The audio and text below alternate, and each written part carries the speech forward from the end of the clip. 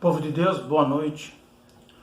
Mais uma vez aqui na presença de Deus para compartilhar uma palavra e nos lembrarmos que estamos no meio de uma campanha de oração por cura. E em tempos de confinamento, de isolamento, eu creio que nós precisamos orar.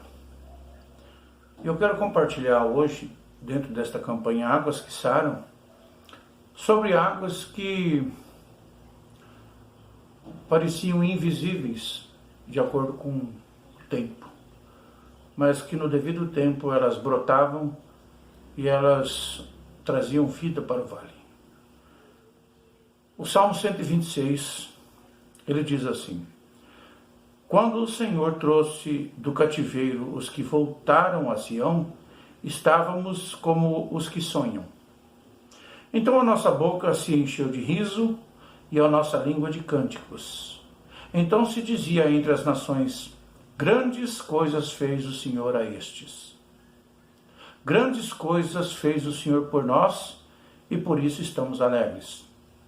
Faze-nos regressar outra vez do cativeiro, Senhor, como as correntes do sul, em algumas versões, como as correntes do Negueb. Os que semeiam em lágrimas cegarão com alegria.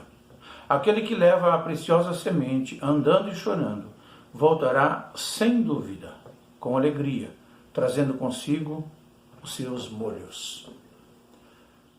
Então, gente, neste tempo de incerteza, neste tempo onde muitos estão questionando a atuação de Deus, onde muitos estão em dúvida sobre o seu próprio futuro, sobre a sua manutenção, sobre o seu trabalho, este salmo vem para encher de esperança o coração daqueles que confiam em Deus.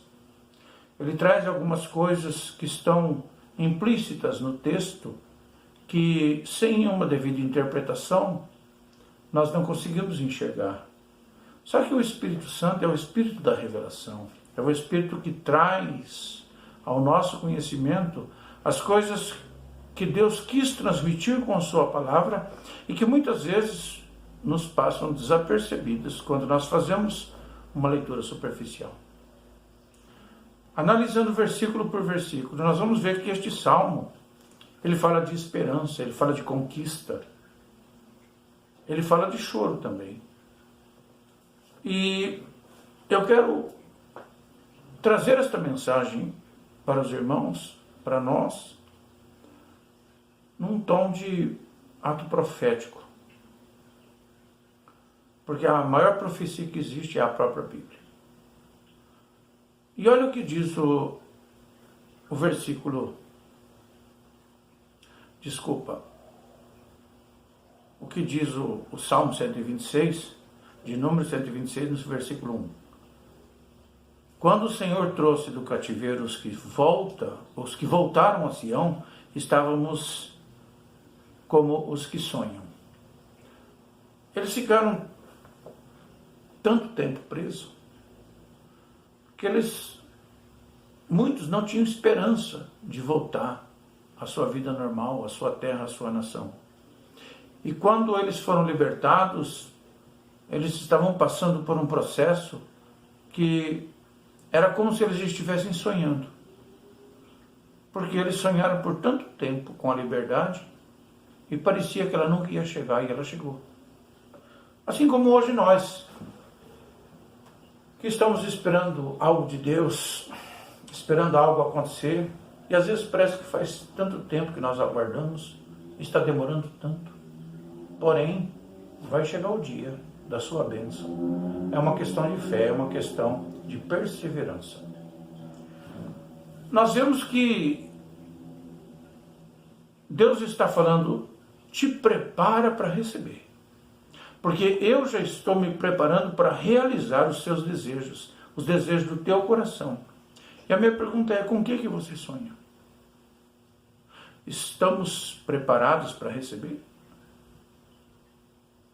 Nós temos que estar preparados para receber a bênção de Deus. E o que é estar preparado? É manter a fé, manter o foco, trabalhar na perspectiva que a bênção está vindo e nunca desistir.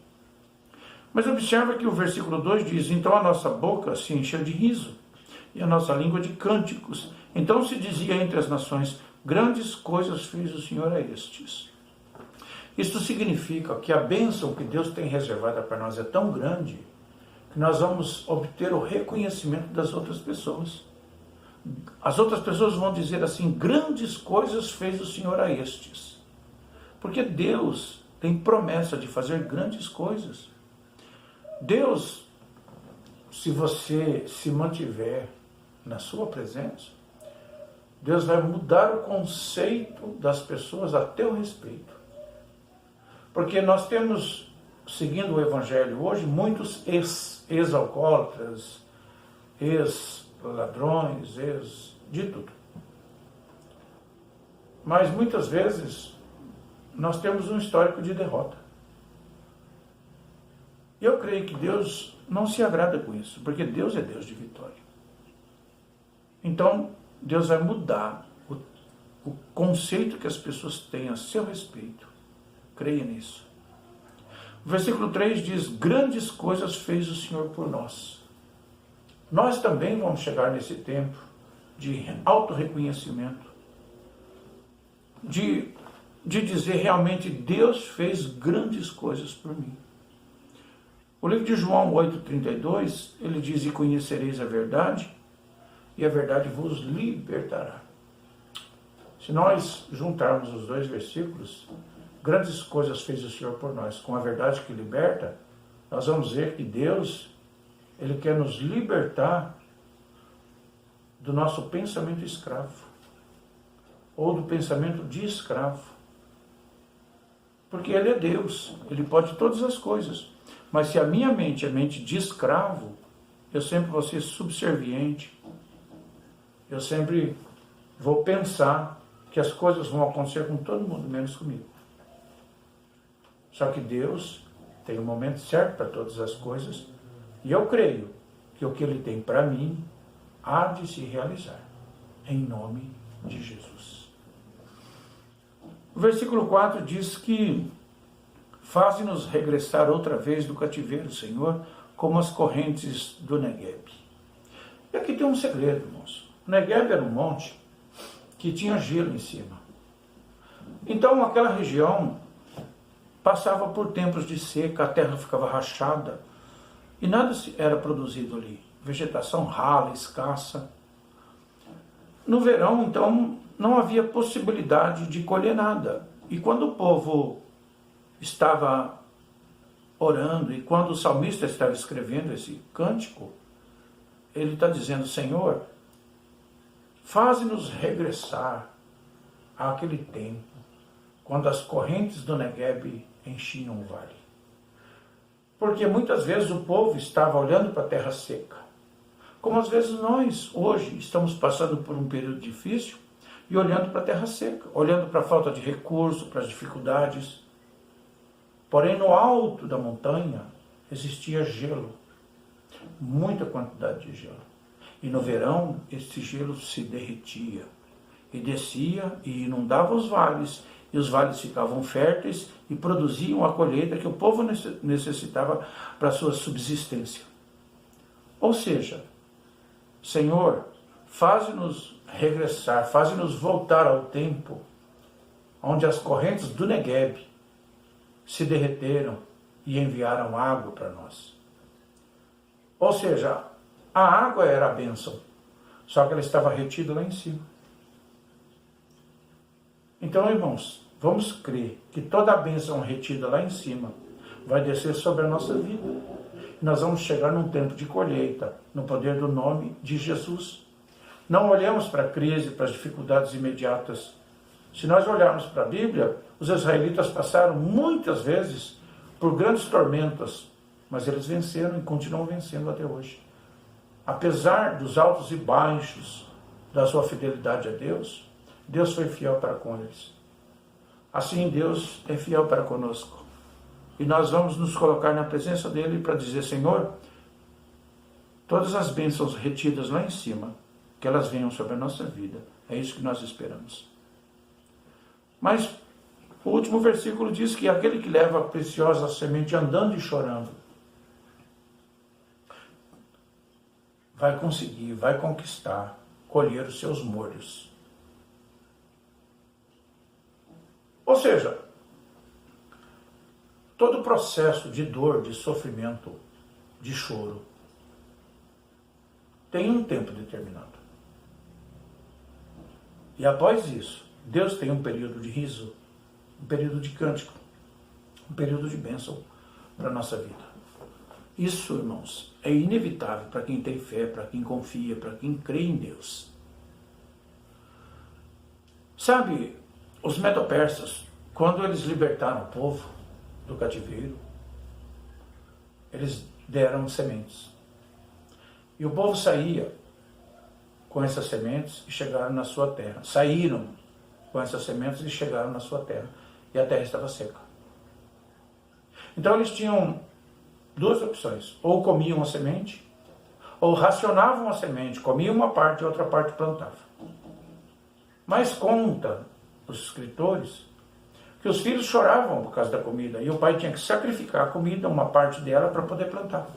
Então eles plantavam chorando. Uma, que a terra era seca. Segundo, eles não tinham instrumentos, porque nenhum povo opressor libertaria os escravos e dando ferramentas para eles, porque essas ferramentas poderiam se converter em armas de guerra, em poder de ataque. Então, eles tinham que cavar com a mão, com paus, com aquilo que a natureza dispunha, com pedras, com aquilo que eles pudessem trabalhar. E nesse caso, eles choravam para plantar, porque estavam sacrificando o alimento. Eles sacrificavam o presente por causa do futuro. E hoje nós temos que investir no futuro. Às vezes o presente está difícil, mas se nós confiarmos em Deus, se nós orarmos, com certeza, Deus vai nos abençoar. Então, gente, vamos crer que as bênçãos retidas vão ser derramadas. E se porventura você está plantando com choro, vamos orar, vamos confiar que nós vamos colher com alegria. Sabe, irmão, é só não parar de plantar. É só não parar de orar. É só não parar de confiar. Se for preciso, regue com lágrimas a terra, mas não desista de plantar. Porque se nós plantarmos, a colheita virá. Nós vamos orar agora crendo em Deus e crendo que os nossos projetos estão sendo colocados diante de Deus como uma semeadura. E nós vamos orar regando esta semeadura e crendo que Deus é poderoso para nos dar vitória. No nome de Jesus. Sabe, irmão, toda ida tem uma volta. Todo plantio tem uma colheita. Toda lágrima que cai no chão tem uma resposta. A tua fé pode fazer a diferença entre a conquista e a derrota. E assim como nós vemos no Negev as águas que vêm de cima para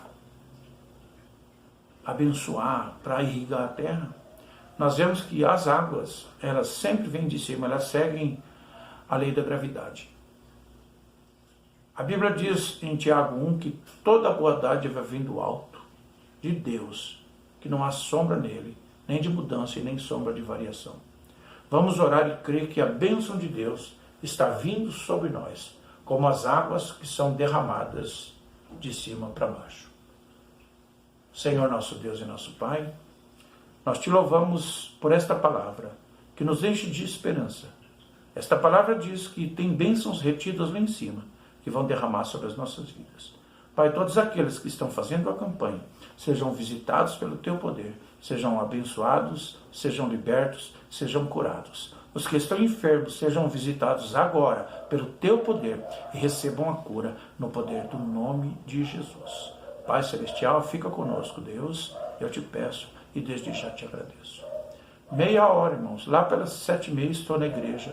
Se alguém quiser passar por lá para receber uma oração, será limitada a entrada de pessoas, mas estaremos orando. E até, então, às 20 horas, quando este texto será publicado, este vídeo será publicado. Até lá, em nome de Jesus. Amém.